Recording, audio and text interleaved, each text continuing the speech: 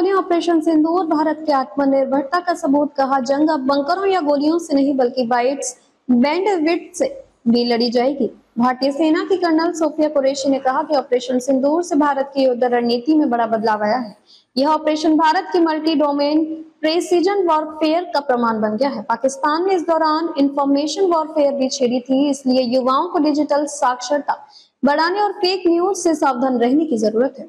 Colonel Qureshi Manekshaw centre में आयोजित Chanakya defence dialogue young leaders forum में स्पीकर के तौर पर पहुंची थी, जहां उन्होंने भारत की युद्ध रणनीति में युवाओं की भूमिका पर अपनी बात रखी। उन्होंने युवाओं से कहा, आप भारत की युवा शक्ति हैं। आप फायर पावर में ही नहीं बल्कि फायरवॉल्स में भी प्रशिक्षित हैं। अब युद्ध केवल बंकरों या गोलियों से नहीं बल्कि बाइट्स और बैंडियत से भी लड़ा जाएगा। भारत ने 7 मई को ऑपरेशन सिंदूर के तहत पाकिस्तान और पीओके में मौजूद 9 आतंकी ठिकानों को नष्ट किया। भारत ने 22 अप्रैल को पहलगाम में हुए आतंकी हमले के जवाब में इस ऑपरेशन को अंजाम दिया था।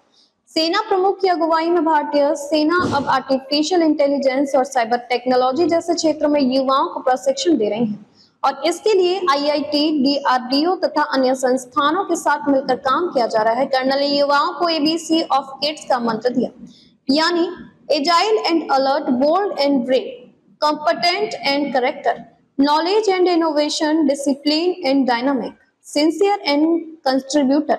तीनों सेनाओं की तालमेल, आत्मनिर्भरता और नवाचार को भी इस ऑपरेशन की सफलता का कारण बताया। सेना आईआईटी और डीआरडीओ के साथ मिलकर युवा अधिकारियों को एआई, साइबर और अन्य तकनीकी क्षेत्रों में प्रशिक्षण दे रही है। भारत की 65% आबादी 35 साल से कम उम्र की है और स्ट्रेटेजिक रिजर्व है, जो देश की स्ट्रेटेजिक रिजर्व यानी रणनीति शक्ति है। युवाओं की ऊर्जा, नवाचार और जिम्मेदार देश की सुरक्षा और विकास में अहम भूमिका निभा रही है। भारत का भविष्य आपके हाथ में है, चाहे आप सैनिक हो, शिक्षक हो, कोडर हो या डिजाइनर, प्रयास से सफलता मिलती है। कर्नल ने कहा कि भारत दुनिया के सबसे युवा देशों में से एक है। करीब 65% से ज्यादा आबादी 35 साल की कम उम्र की है, जो जनरेशन जेड में आती है।